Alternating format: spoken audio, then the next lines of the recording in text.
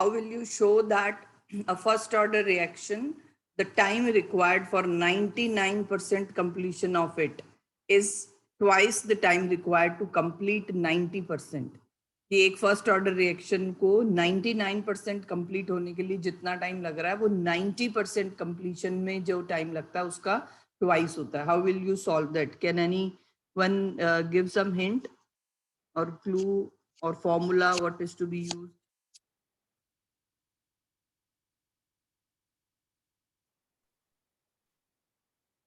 You can unmute yourself and tell. We have derived integrated rate law equation for first order as well as for zero order. So out of that, for first order reaction, as we know that K is equal to 2.303 over T and log of A naught over A, where A naught is the initial concentration of reactant and A is the concentration left at time T. ठीक है, तो यहाँ पर हमें बेटा time निकालना है, तो we'll write this equation as for 99% completion we can write T99 is equal to 2.303 over K, as value of K is not given. Log of A naught मैंने आपको बताया जब भी परसेंटेज वाले क्वेश्चंस हैं you can simply take initial concentration as 100 and जितना complete हो चुकी है रिएक्शन उसको 100 में से माइनस कर दो, जो लेफ्ट ओवर कॉन्सेंट्रेशन होगी that will B 100 minus the completion of the reaction. तो 100 माइनस 99 आपका ए आ गया, दैट इज 1% एंड 100% आपका इनिशियल कॉन्सेंट्रेशन था. तो we can put these values. Log a nought में आपने 100 लिखना है and log of a will be 1. तो 100 over 1 आपके पास log 100 बचेगा and log 100 has value 2. Okay, so here you can write T99 is equal to 2.303 K over log 100. Okay, so log 100 value 2 put करोगे तो it will be 2.303 multiplied by 2 over K. This we can write as equation 1. For second part of the question where it is 90% completion, we can write the equation for T90 as T90 is equal to 2.303 over K. अब यहाँ पे बेटा log A naught आपने 100 लेना है and A will be 100 minus 90. Means जितना complete हो चुकी reaction, जो बचा हुआ part है that will be equivalent to the concentration. ठीक है, तो 100 minus 90. So it will be 100 over 10. That is log 10. तो log 10 की वैल्यू होती है आपके पास 1. तो इसकी वैल्यू हो जाएगी T90 is equal to 2.303 over K. So if we compare equation 1 and 2, if we divide equation 1 by 2, so we will get this relation T99 over T90 is equal to 2, or we can say T99 is equal to 2 multiplied by T90. That means ये जो last equation हमारे पास आई है, that is the statement which was asked to prove. Clear? So you can show that 99% completion requires twice the time which is required in 90% completion of a reaction.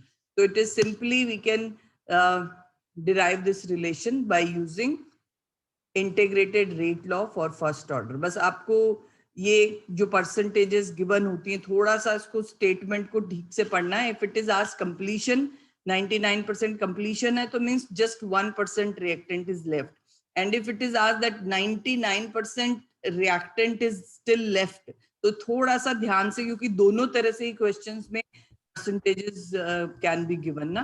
It may be given in this form कि this percentage of reaction is completed, तो उसके लिए आपको 100 minus that given percentage of completed reaction is subtracted.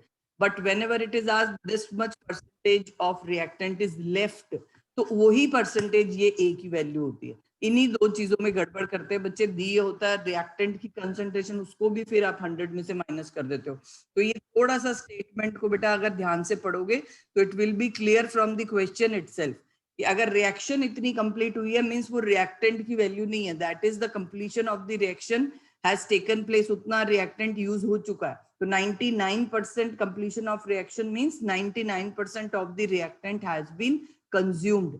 So leftover is 100 minus 99. Okay, and if it is asked 99% reactant is left, then आपने वो 99 ही use करना है A के लिए.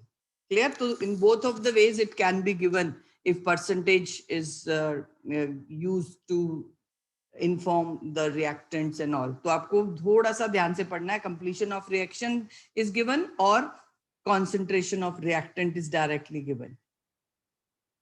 So this is one more question. Following results have been obtained during the kinetic studies of the reaction. 2A plus B giving C plus D. So determine the rate law and rate constant for the reaction. अब ये equation, balanced equation से आपको 2 moles of A and 1 mole of B are reacting to give 1 mole of C and 1 mole of D. आपको इस reaction के लिए rate law determine करना. Means rate law क्या है? जो इक्वेशन है rate is equal to K A raise to the power क्या होगी और बी की पावर क्या होगी. मींस जो हमारा रेट लॉ है नॉर्मल एक्स एंड वाई जो पावर्स हम यूज कर रहे हैं, those powers are to be determined here. और इसके लिए आपको इस रिएक्शन का अलग अलग लाइक एक्सपेरिमेंट्स के अंदर ए और बी की कॉन्सेंट्रेशन कितनी ली है और उसके अकॉर्डिंग रेट ऑफ फॉर्मेशन कितनी आई है. दैट स्टार्टिंग रेट मतलब इनिशियल रेट होती है जब आपने स्टार्ट किया एक्सपेरिमेंट को, उस टाइम पे क्या रेट है. ठीक है, तो this is when A was. एक बार इसको थोड़ा सा देख लेते हैं. आपको देख करके ही like you can get some hint.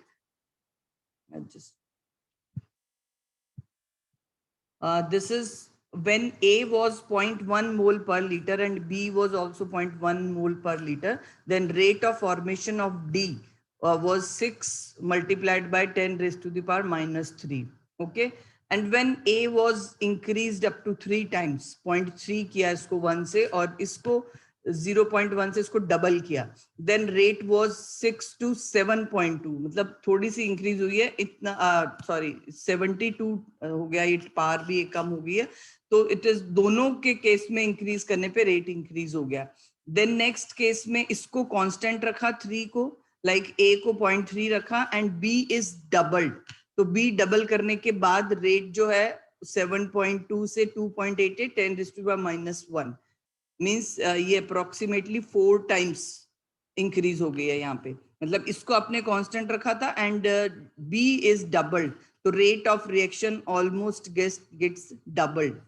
And यहाँ पर हमने बेटा इसको फिर 1 मतलब 0.3 से 4 किया और इसको सेम इनिशियल जो हमने स्टार्टिंग फर्स्ट एक्सपेरिमेंट में रखा था. मीन्स अगर आप फर्स्ट और फोर्थ को कंपेयर करो तो hair A is increased by 4 times and B is kept constant 0.1. At that time 6 day ये होगी 24. ठीक है, तो ये इसको 4 टाइम्स करने पर ये भी अप्रोक्सीमेटली 4 टाइम्स बढ़ गई है. तो थोड़ा सा अगर आपको रिलेट यहाँ पर देखो, इन ऐसे क्वेश्चंस में क्या करना होता है, जहां पर भी एक रिएक्टेंट को कांस्टेंट रख के दूसरे को डबल या ट्रिपल कुछ भी किया गया, तब देखो रेट में क्या चेंज आया. यहाँ पर देखो first and fourth A is increased by 4 times and B is kept constant, then rate becomes 4 times. तो इसको 4 times करने पे ये 4 times हो गई. मतलब A के साथ लीनियर रिलेशनशिप है, मींस A की पावर 1 आएगी. वैसे इसको सॉल्व कैसे करना that I will show you. पहले एक थोड़ा सा आपको अगर वैसे ही जस्ट MCQs वगैरह हुई हैं तो उसमें आप एक डायरेक्ट ऐसे रिलेशन चेक कर सकते हो. And when B is kept, sorry, A is kept constant in experiment 2 and 3. यहाँ पर 0.3 constant है. Then see what relation is shown with B. B is doubled, 0.2 से 0.4 किया तो रेट 4 टाइम्स हो गया. 7 अप्रोक्सीमेट रिलेशन देख लो तो 4 टाइम्स हो गया और इसको हमने डबल किया था. मींस इसकी पार्ट 2 पे वो डिपेंड कर रहा है. ठीक है ना, अदरवाइज तो लीनियर रिलेशनशिप आती है अगर 1 पावर पे डिपेंड करता है. तो एक थोड़ा सा आइडिया आपको मिल रहा है इस टेबल से ही कि A की पावर 1 होगी और B की पावर 2 होगी. अब ये किस तरह से हमने फाइंड आउट करना है इन केस ऑफ न्यूमेरिकल्स. तो ऑब्वियसली फर्स्ट आपको क्या करना है, इन चारों जो एक्सपेरिमेंटल वैल्यूज हैं इसके लिए अलग अलग रेट लॉज लिखने हैं. और रेट लॉ एक्सप्रेशन लिखने के लिए आपको जो पावर्स x एंड y है वो कोई भी मतलब एक नंबर तो अभी आप पहले नहीं लिख सकते हो because you are not knowing. तो या एक्स वाई अज्यूम कर लो या फिर alpha beta any number you can use. तो इन दैट केस जो हमारा रेट एक्सप्रेशन होता है, rate is equal to K A raise to the power alpha B raise to the power beta. आप एक्स वाई भी ले सकते हो, डजेंट मैटर. कोई भी एक नंबर आप ए बी भी लिख सकते हो, any number, because you are not knowing. आपको यही फाइंड करना है कि ये रेट लॉ एग्जैक्टली क्या है इस रिएक्शन के लिए। तो अब हम 4 जो एक्सपेरिमेंटल वैल्यूज है सबके लिए इस तरह से इक्वेशंस बनाओगे। तो R1 will be equal to K 0.1 raise to the power alpha and B भी 0.1 है और रेट की वैल्यू ये है। तो फर्स्ट इक्वेशन आपके पास ये आ गई। Second is this, third and fourth भी इसी तरह से जो A और B की वैल्यूज है वो पुट करो, और पार्स आपके पास नहीं है, alpha beta you can write और X Y you can write, और उसके बाद रेट जो ये R1 R2 की वैल्यूज आपके पास हैं दैट इज 6 और what ever is given in the table. अब आपने जो कांस्टेंट दो टर्म्स हैं, मतलब R1 एंड R4 में एक B कांस्टेंट है, R2 एंड R3 में A कांस्टेंट है, तो A एंड B दोनों की वैल्यूज आप इस इक्वेशन मतलब R1 डिवाइडेड बाय R4 कर सकते हो और एक तरफ R2 डिवाइडेड बाय R3, तो उससे आपके पास अल्फा और बीटा की वैल्यूज आ जाएंगी। For that R1 over R4 जब आपने किया, आपके पास ये जो वैल्यू सॉल्व करने पे आएगी alpha, that will be equal to 1। वो हमने थोड़ा सा आइडिया पहले ही देख लिया था कि A के साथ लीनियर रिलेशनशिप है, but you can mathematically calculate by this term, क्योंकि R1 R2 रेट की वैल्यू आपके पास है और ये टर्म्स जो है आपको एक B तो कांस्टेंट हो गया वो कैंसिल हो जाएगा, सिर्फ A की कॉन्सेंट्रेशन जो है उसको सॉल्व करो तो 1/4 पावर अल्फा, ठीक है। तो 1 बाय, और ये भी 1/4 आ रहा है, इसको सॉल्व करने पे 4 टाइम्स रेट इंक्रीज हुआ है इसका, तो 1/4 is equal to 1/4 raise to the power alpha. अब जब ये सेम होते हैं नंबर्स तो पावर्स भी सेम होती हैं, अल्फा इज इक्वल टू 1, ठीक है। अब सेम R2 ओवर R3 जिसमें आपको A कांस्टेंट है उसमें B वेरिएबल है, तो B आप इससे मतलब बीटा की जो वैल्यू है वो आप फाइंड कर सकते हो। ये 0.3 कैंसिल हो जाएंगे एंड ये आएगा 1/2 और इसकी वैल्यू है 1/4, तो 1/4 is equal to 1/2 raise to the power beta, और इसके लिए आपको जो बीटा की वैल्यू है दैट विल बी 2, ठीक है।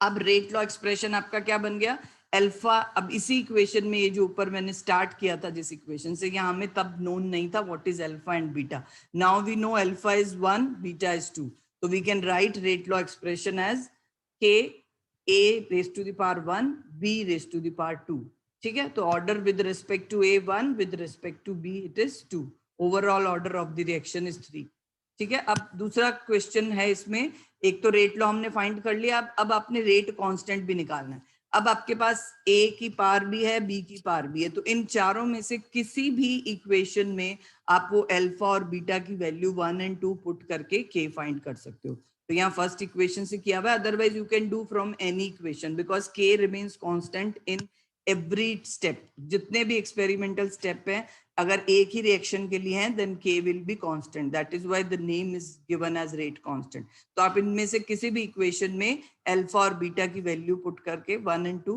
You can find out K, ठीक है। तो K will B 6 mole inverse square litre square पर मिनट, बिकॉज यहाँ पर रेट की जो यूनिट है वो पर मिनट में थी, इसलिए आपको यहाँ पे पर मिनट मतलब whatever unit is given in the table you have to use.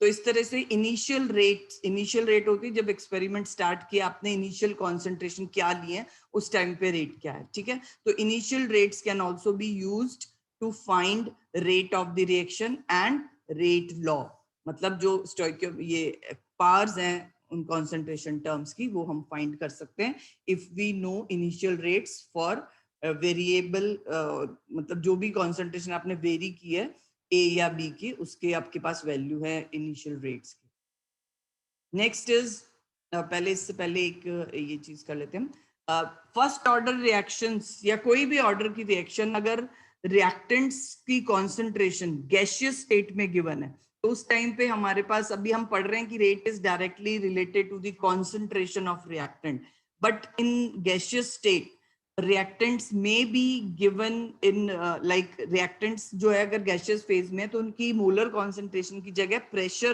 Partial pressure ज्यादा इंपॉर्टेंट होते हैं।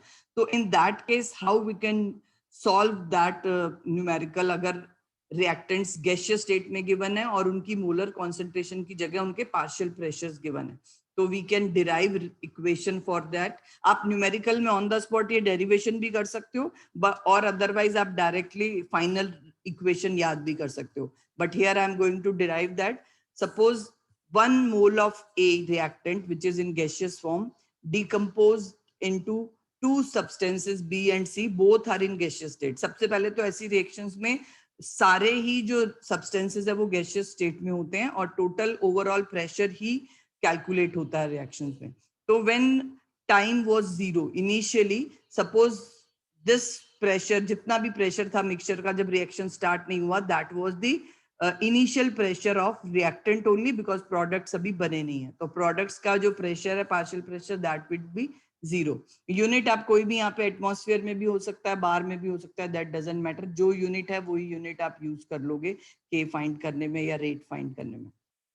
Now after some time t, this product जो 1 मोल बने, बेटा एक चीज याद रखना, ये अभी जो रिएक्शन आपकी बुक में जो डेरिवेशन है वो 1 मोल्स के लिए है. But if any substance is there for 2 or 3 मोल, जैसे सपोज ये ही 2 है, ये भी कोई भी 2 या 3 जो भी है, तो आपने उतने ही टाइम्स पी कर देना. जैसे यहाँ सपोज ये 2 होता तो you can right P naught minus 2p, और अगर ये 2 होता तो यहाँ पर भी आप 2p कर देते. ये 3 होता तो यहाँ 3p. तो जितने टाइम्स नंबर ऑफ मोल्स, एक बैलेंस्ड इक्वेशन गिवन है आपको क्वेश्चन में, उतने टाइम्स पी कर देना आफ्टर टाइम टी. ठीक है, इनिशियली कोई कुछ नहीं कर रहा है, इनिशियली पी नॉट ही लोगे स्टार्टिंग में. इसमें भी कोई नंबर ऑफ मोल 2 नहीं लगाओगे. इनिशियली प्रेशर पी नॉट और ये सब जीरो. आफ्टर टाइम टी ये कितना कंज्यूम हुआ है और ये कितना बना है, उसके अकॉर्डिंग अगर ये 1 मोल है तो पी, ये 1 मोल है पी, और ये भी 1 मोल कंज्यूम हो रहा है तो P naught minus P. If any of these is 2 or 3, whatever is the number, उतने ही टाइम्स पी करोगे. और यहां से भी आपको अगर ये 1 मोल है तो पी ही रखना है. If it is 2 moles then 2p करोगे. क्लियर? जिसके भी नंबर ऑफ मोल्स 1 से ज्यादा है उतने टाइम्स पी आपको मल्टीप्लाई करना है, पी नॉट को कुछ नहीं करना.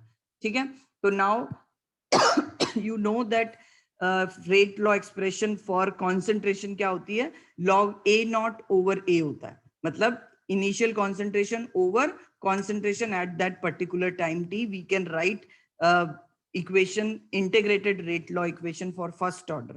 ठीक है, अब इसी को अगर हमने concentration की जगह प्रेशर की टर्म्स में लिखना है तो इनिशियल प्रेशर हमारा था पी नॉट, ठीक है, ओवर पी ए. अब पी ए आपके पास इस इक्वेशन को देख के कहीं नहीं है, मतलब initial concentration is there directly, but pressure at time T जो PA है that is not given directly here. तो वो है एक्चुअल में P नॉट माइनस P. ठीक है, मतलब अभी जो ये इसमें से P नॉट में से P माइनस करके जो वैल्यू बचेगी वो आपकी PA की वैल्यू होगी. तो how we can find that, उसके लिए आपको पहले तो ये PA is equal to P nought minus P, because अभी P भी आपको नहीं पता है कि कितने एटमॉस्फेयर है. तो how we can find it, अब आप इन सबको टोटल कर लो कि क्योंकि आपको क्वेश्चंस में जनरली टोटल प्रेशर दिया होगा कि पूरा रिएक्शन मिक्सचर का प्रेशर टोटल कितना है.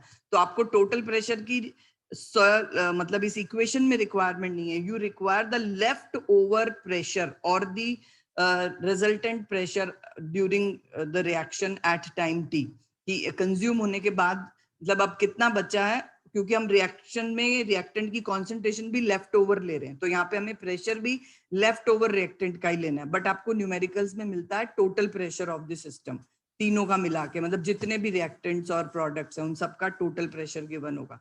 तो पी टोटल किसके इक्वल होगा, this P naught minus P plus P plus P, मतलब जितनी चीजें उन सबका पार्शियल प्रेशर ऐड कर दो, because Dalton's law of partial pressure यहाँ पर हम अप्लाई कर रहे हैं कि एक रिएक्शन मिक्सचर का टोटल प्रेशर जितने भी सब्सटेंसेस प्रेजेंट है, जितनी भी गैसेस वहां प्रेजेंट है, उन सबके पार्शियल प्रेशर के सम के इक्वल होता है. तो आपको इन सबका सम कर देना, P naught minus P plus P, एक पी माइनस और प्लस कैंसिल हो जाएंगे, तो P total will be P not plus P. अब इससे आपको इस पी की वैल्यू निकालनी है, क्योंकि आपको पी नॉट भी गिवन होगा क्वेश्चन में, पी टी भी गिवन होगा. तो p will be equal to p total minus P naught.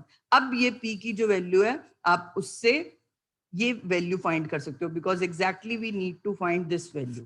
तो P putting the value P in this equation, इसमें आपको पी की वैल्यू पुट कर देनी है and we'll get this term P A is equal to P naught minus P T minus P naught. तो P naught जो आपके पास 2 हो गए, तो that will be 2 P naught minus P T. अब ये ही वैल्यू आपको पी ए में पुट करनी है इक्वेशन 1. इक्वेशन 1 में, because I told you p a will not be directly given in the numerical, आपको न्यूमेरिकल में वैल्यू पी नॉट की होगी और पी टी की होगी, total pressure of the system.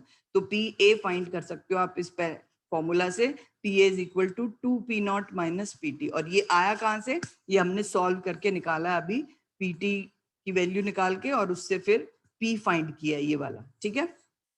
So this equation you can directly use for gas phase reactions if the reaction is of this type, in which only one reactant is decomposing into two substances having 1 mole of each. Same इस तरह की अगर कोई reaction है, एक numerical आपके NCERT book में है, we can go for that. इस रिएक्शन में SO2Cl2 sulphonyl chloride is getting decomposed into sulfur dioxide plus chlorine, 1 mole of each, as you can see balanced equation। इसमें दिया हुआ है 0 टाइम पे टोटल प्रेशर 0.5 एटमॉस्फेयर था। अब ये देखो इनिशियली जो टोटल प्रेशर है सिस्टम का, क्योंकि और कोई गैस प्रेजेंट नहीं है तो ये प्रेशर सारा इसी का होगा, दैट मींस P0 की वैल्यू 0.5 है। And after time T 100 second यहाँ पर है, 100 सेकेंड्स के बाद जो टोटल प्रेशर था सिस्टम का वो 0.6 एटमॉस्फेयर है। Means this pressure is the sum of all these three. Means आपके पास 100 सेकेंड पे इसका पार्शियल प्रेशर कितना है वो नहीं है, दैट मींस PA। तो सेम आप यहाँ पे डिराइव भी कर सकते हो, but I am not deriving it because we have already derived. But आपको न्यूमेरिकल में इफ यू वांट कि आपको फाइनल इक्वेशन जो डिराइव हुई है वो नहीं याद रहती है कि उसमें 2P0 माइनस PT से हमें फाइंड करना है, इफ यू फॉरगेट दैट तो you can also derive, it's very easy. इसको आपको P0 करना है, ये 0 0 लेने हैं टाइम T पे, और उसके बाद एट टाइम T आपको P एक वैल्यू ले लेनी है, अगर इनका 1 मोल बन रहा है तो, ठीक है। उससे हम ये डिराइव करते हैं this equation P0 minus PT। तो derivation you can also do on the spot if you don't remember this equation, ठीक है। अब ये वैल्यूज आप पुट कर दो सीधा, आपके पास P0 है 0.5, PT है 0.6। P0 हमेशा 0 टाइम वाला जो टोटल प्रेशर है वो कंसिडर करना है, और जिस टाइम पे टोटल प्रेशर दिया हुआ है that will be the value of PT। बस ये दो ही चीजें आपको फाइंड होंगी टेबल से, और टाइम 100 सेकेंड। तो put all these values, P0 0.5, T 100 second, PT 0.6 atmosphere. अब क्वेश्चन में फाइंड क्या करना है, एक तो रेट कांस्टेंट K की वैल्यू वो इस फॉर्मूला से आ जाएगी। उसके बाद एक और चीज है कि रेट ऑफ रिएक्शन निकालना है, एंड टोटल प्रेशर 0.65, मतलब किसी और पर्टिकुलर लाइक टाइम के लिए अगर ये प्रेशर 0.65 एटमॉस्फेयर हो जाता है, ठीक है, तो रेट ऑफ रिएक्शन फाइंड करनी है। तो पहले हम K निकाल लेते हैं। K के लिए हमें ये तीनों वेरिएबल्स चाहिए, P0, T and PT, that we have. तो we put the values 2.303 over 100 and log of P0 0.5 और 2P0 0.5 by 2, मतलब 1 हो गया, 1 माइनस 0.6 करोगे तो 0.4, 0.5 डिवाइडेड बाय 0.4 1.25, इसका लॉग टेबल से देखोगे तो यही मैं मतलब आप ये लॉग की वैल्यूज इधर you can solve all these terms और एक पर्टिकुलर वैल्यू का लॉग चेक कर लो, अदरवाइज आप बाकी इन चीजों का लॉग करके सब्ट्रैक्ट, मतलब इसको आपने जब सब्ट्रैक्ट कर लिया 1 माइनस 0.6 ये 0.4 आएगा, तो लॉग 0.5 माइनस लॉग 0.4 करके भी निकाल सकते हो। तो आपको जो चीज ठीक लगती है, अगर if you want to solve it, because 0.5 over 0.4 is quite easy to solve first, तो you can go for log 1.25, ठीक है। And this value comes out to B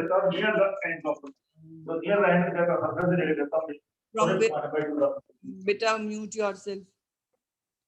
Now K comes out to be 2.2316 10 raised to the power minus 3 per second.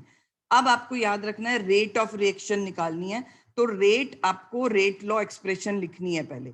जैसे ये first order reaction ही है एक तरह से, क्योंकि SO2Cl2 का 1 मोल ही यूज हो रहा है रिएक्शन में, और more over it is given in the question. And उसके बाद जो है आप फाइंड करोगे ये रेट का रेट लॉ एक्सप्रेशन लिख लो। एक rate is equal to K concentration of A लिखते हैं हम फर्स्ट ऑर्डर रिएक्शन के लिए, बट जब भी कभी प्रेशर की बात हो रही है, मतलब कॉन्सेंट्रेशन इज नॉट गिवन, तो उतने ही टर्म्स आप प्रेशर लिख दो। सपोज अगर सेकेंड ऑर्डर है तो इसको स्क्वायर कर दो, बट इफ फॉर 0 ऑर्डर है तो ये P टर्म आएगी नहीं, rate will be directly equal to K। And for first order 1 term of partial pressure of A at time T, जिस टाइम की भी बात कर रहे हैं। तो यहाँ पर इन्होंने टाइम तो नहीं दिया, बट डायरेक्टली ये दिया है कि जब टोटल प्रेशर 0.65 ATM, मतलब कोई अगला कोई टाइम जिसपे ये और इंक्रीज हो जाए 0.6 से 0.65, उस टाइम पे रेट क्या होगी। तो here we can find like हमें फिर वही PA चाहिए, तो PA is equal to this term 2P0 minus PT. ये हर बार ऐसी इक्वेशंस के लिए यही वैल्यू आएगी, आप फाइंड आउट करके भी देख सकते हो, ठीक है। तो PA is equal to 2P0 minus PT. P0 again आपका ट्वाइस करके 1 मतलब 0.5 मल्टीप्लाइड बाय 2 1 आएगा, 1 माइनस 0.65 दैट विल बी 0.35 आ गया आपका पार्शियल प्रेशर। अब इसी में ना बच्चे बहुत गड़बड़ करते हैं, पीटी की वैल्यू लिख देते हैं यहाँ पे, पीटी से नहीं रेट निकलेगी, क्योंकि पीटी जो आपका वो इन सारे सब्सटेंसेस के पार्शियल प्रेशर का सम है और सब पे डिपेंड नहीं कर रही है rate depends rate law expressions के अकॉर्डिंग, हम सिर्फ रिएक्टेंट्स की कॉन्सेंट्रेशन या उनके पार्शियल प्रेशर के साथ रिलेशन निकाल रहे हैं। तो आपको पीए हर बार फाइंड करना पड़ेगा, because in reactions when partial pressure is calculated और एक्सपेरिमेंटली ऑब्जर्व किया जाता है तो टोटल प्रेशर ऑब्जर्व होता है, फिर वो मैथमेटिकली कैलकुलेट करना पड़ता है पार्शियल प्रेशर। ओके, तो this is 0.35 atmosphere, rate will be equal to this K multiplied by 0.35 comes out to be this one. तो ये क्वेश्चन आपकी एनसीआर, मैंने जितने भी न्यूमेरिकल्स बेटा यहाँ सॉल्व किए हैं दैट लास्ट डे प्रीवियस जब हमने किया था सैटरडे को, फ्राइडे और उसके बाद आज, all these are from your NCERT back exercises and so many questions are given in this chapter and many of them I have also discussed, but जो बचे हुए हैं आप खुद प्रैक्टिस करो, if you find some doubt you can ask. तो next हमारा one more topic is there, pseudo first order reactions. Pseudo first order reactions होती हैं बेटा जो दिखने में आपको सेकंड ऑर्डर लगती हैं, but actually they are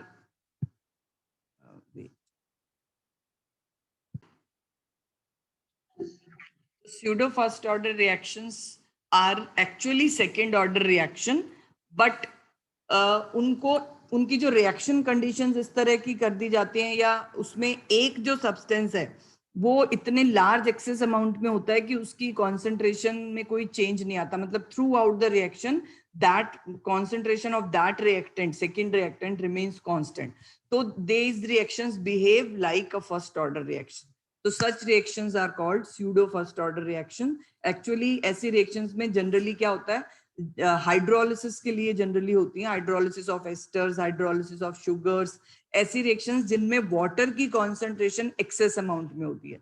when we are hydrolysing any substance तो जनरली वाटर इतने लार्ज अमाउंट में होता है कि थ्रू आउट रिएक्शन इसकी कॉन्सेंट्रेशन तो डिक्रीज होगी because it is getting consume, but water उसके प्रोपोर्शन में बहुत ही माइनर अमाउंट में चेंज होता है, तो we can keep this concentration as constant and the reaction rate depends only on the concentration of the main reagent which is being hydrolyzed over there. So hydrolysis of esters, hydrolysis of sugars are the main examples of pseudo first order reactions जिनमें water हमेशा excess amount में होगा। तो otherwise rate होनी चाहिए थी is equal to K concentration of ester multiplied by concentration of water raised to the power 1, जो actual में इसका अगर हम देखें जो एक बैलेंस्ड इक्वेशन से अगर हम रेट लॉ लिखते हैं तो ठीक है, but actually H2O is present in large amount, तो concentration of water is quite larger than concentration of this, so we can keep it constant, so rate will be equal to K or this one concentration of ester. What happened? The screen is visible? No, ma'am. No, ma'am. No, ma'am. Ma'am, please allow me to share screen. पहले visible हो रही थी अभी? Yes, ma'am. एकदम से Yes, ma'am.